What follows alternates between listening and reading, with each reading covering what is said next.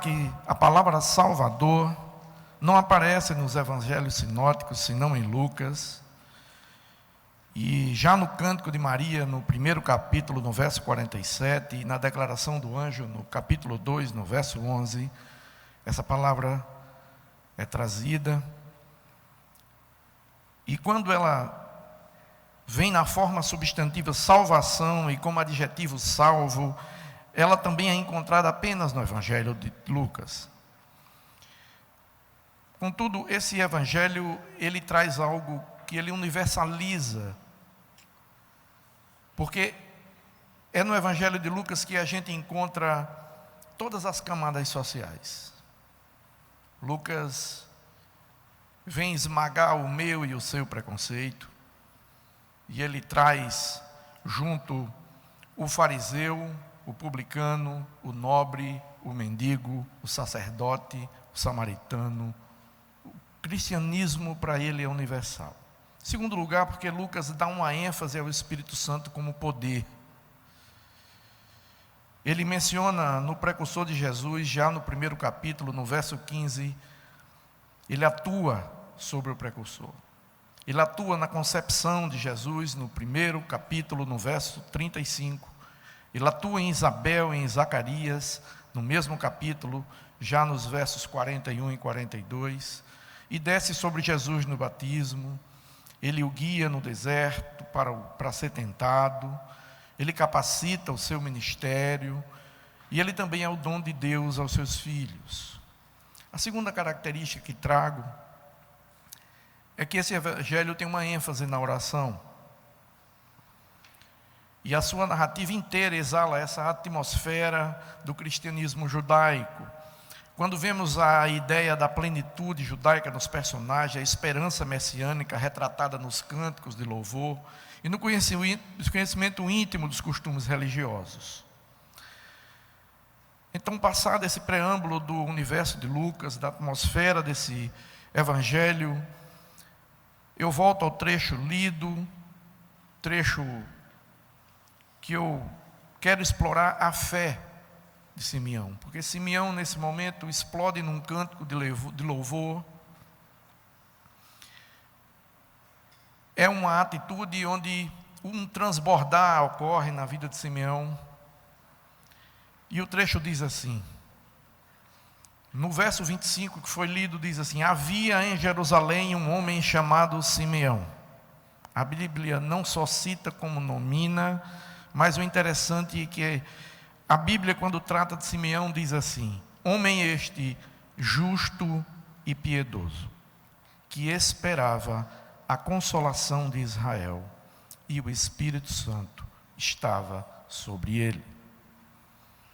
Há uma riqueza tão grande nesse versículo, que se a gente olhar primeiro para a palavra justo, dikaios, do grego, que tem a ver com inocente e santo, quando ela está significando implicação, mas em termos absolutos ou relativos, pode ser justo, adequado, reto, imparcial.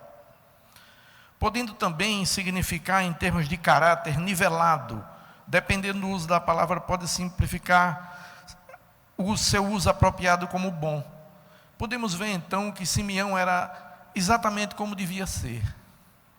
Era um judeu modelo.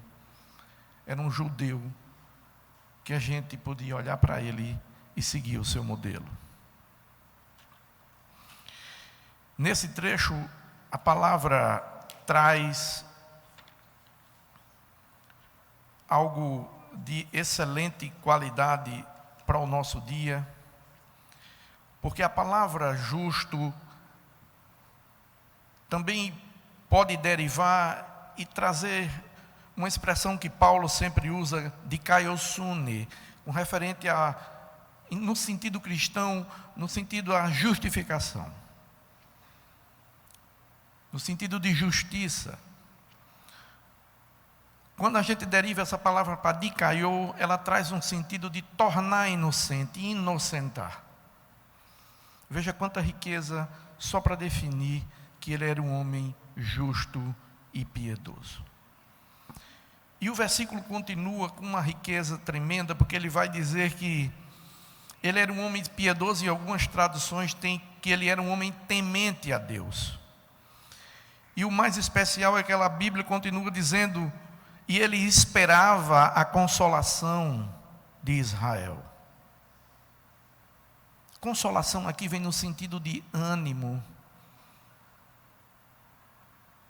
Ele esperava com a esperança que tem que ser minha e sua, baseada numa certeza, uma convicção. Simeão era um homem que tinha uma boa escatologia, porque Simeão se comportava assim, olhando para a lei. Ele era justo, mas ele também tinha esperança. E quando a gente fala que ele tinha uma boa escatologia, é porque é uma visão boa de futuro que transforma o meu e o seu presente. Se eu tenho uma boa visão de futuro, o meu presente melhora. É a minha visão das coisas futuras que me dão condição de seguir em frente. A palavra escatologia, que vem do escatom, é uma resposta. É uma resposta por que vale a pena viver. É uma resposta que me põe para cima, é um motor que me impulsiona. Quando a gente olha para esse texto, a gente vê quanta riqueza e quanto poder tem nessa palavra. Porque essa era a esperança messiânica. A oração de Simeão é uma oração de cumprimento.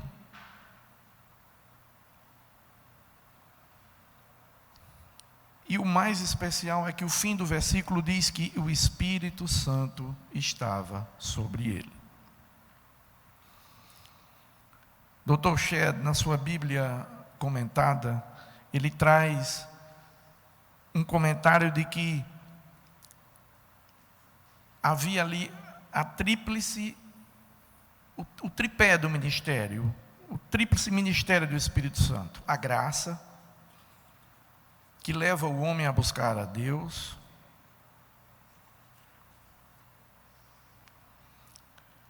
Ele reconhece o menino, ele reconhece o que representava aquela criança.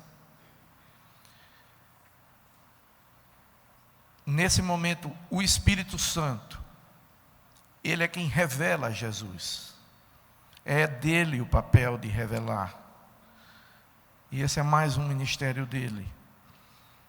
E a gente vê que ao terminar esse versículo, a Bíblia continua dizendo: e fora lhe revelado pelo Espírito Santo, que não passaria pela morte, antes de experimentar, antes de desfrutar do Cristo do Senhor.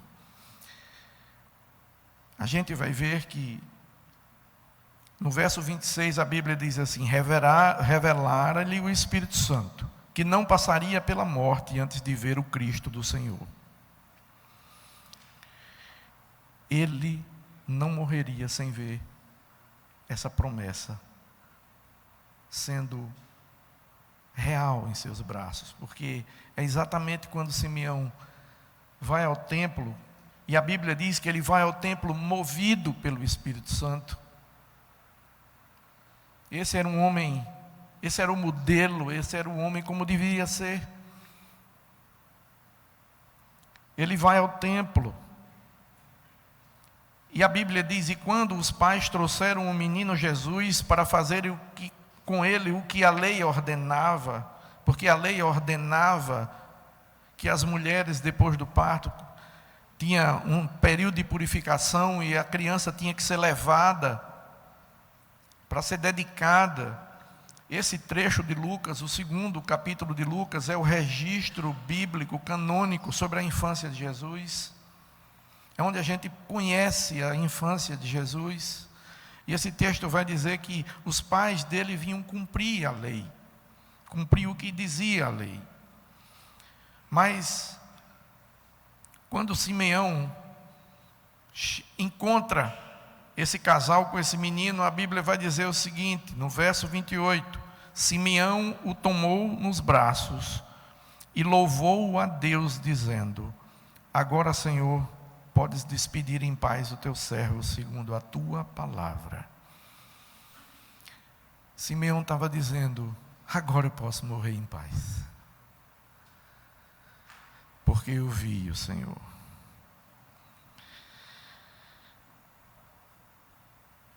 Há pelo menos aqui um conjunto de palavras para que a gente possa parar e meditar. Porque a Bíblia diz que ele tomou para si. A atitude de Simeão foi tomar posse, receber e bendizer. É uma explosão de gratidão quando ele toma para si aquilo que ele esperou a vida inteira. Tudo que esse homem viveu, tudo que esse homem orou, estava se materializando naquela criança. Tudo que esse homem esperou. E a Bíblia não trataria esse homem como justo, se assim não fosse. E os detalhes trazem o seu procedimento, o seu estilo de vida. Porque esse despedir que ele vai falar tem a ver com Apolion, morrer. E ele diz: eu morro em paz, eu morro em paz, porque os meus olhos viram a tua salvação. Pois os meus olhos viram a tua salvação. Meus queridos, a Bíblia segue com esse texto, e ele vai dizer, quando ele fala, viram a tua salvação, ele continua, a qual preparaste diante de todos os povos, luz para a revelação aos gentios, e para a glória do teu povo de Israel. Preparaste na face, na presença de todos. Todos os povos viram, especificamente os judeus, povo escolhido de Deus. E no verso 32 ele vai dizer, luz para a revelação aos gentios e para a glória do teu povo Israel. Simeão aqui está citando uma das passagens do servo Isaías. Glória, luz aos gentios e glória ao povo de Israel. Porque luz aqui vem como brilho, manifestando, trazendo à tona, trazendo a luz, a vida. Mas o sentido de iluminar é revelando, é revelação, apocalipse. Utilizando desta forma, o véu estava sendo removido perante todos, o véu da ignorância, da escuridão, pela transmissão da luz que ele representava. E Simeão segue. A Bíblia diz que ali estavam o pai e a mãe do menino admirados. Simeão os abençoou e disse a Maria, mãe do menino, eis que este menino está destinado tanto para a ruína como para o levantamento de muitos em Israel e para ser alvo de contradição. O ruína aqui vem como desmoronamento, A vinda de Cristo inevitavelmente causa divisão e julga entre aqueles que amam a luz, e aqueles que amam as trevas.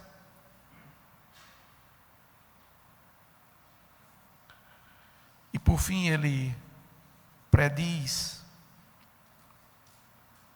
uma espada que ultrapassará a alma da mãe do menino, claramente significando a dor que ela sentiria na sexta-feira santa. Meus queridos, eu escolhi essa palavra que está no Evangelho de Lucas, e eu quero voltar ao contexto, porque Lucas, ele é o único evangelho que é escrito endereçada a uma pessoa. Se você voltar na sua Bíblia ao capítulo 1, ao início do Evangelho, ele vai dizer no verso 3, que ele endereça esse Evangelho ao excelentíssimo Teófilo. E eu quero explorar esse texto hoje à noite, porque Lucas diz que o propósito dele era trazer a Teófilo um relato ordenado da história de Jesus, para que ele tivesse plena certeza das verdades em que fora instruído.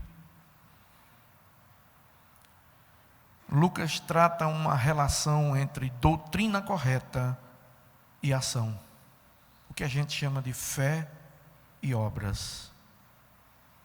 Deus quer que nós sejamos pessoas integrais,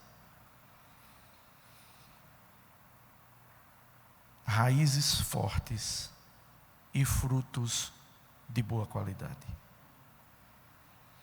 Ele quer que a gente tenha uma fé alicerçada. Ele quer que a gente tenha raízes profundas, para que a gente possa gerar bons frutos. E eu quero hoje, meus irmãos, aqui já concluindo,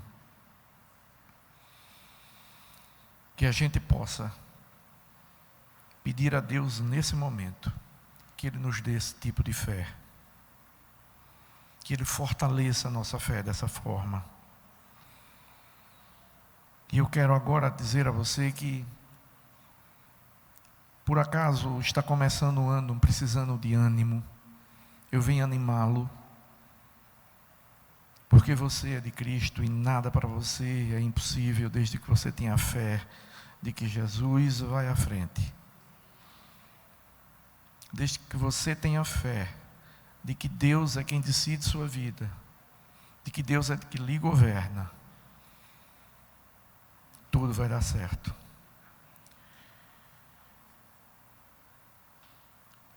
Lembre, nós vamos orar no fim da pregação. E eu quero que você aqui possa substituir o nome Teófilo pelo seu nome. Que você possa substituir o nome Teófilo, porque Deus traz esse evangelho hoje a você. Primeiro a mim, João Elias. Que eu possa fazer dele uma verdade em minha vida. Que ele seja um motivador para que eu caminhe, para que eu persevere. Cristo tem que ser meu Salvador pessoal. O Messias tem que ser meu rei. E reino implica governo. Não posso dizer que ele é meu rei se ele não governa a minha vida.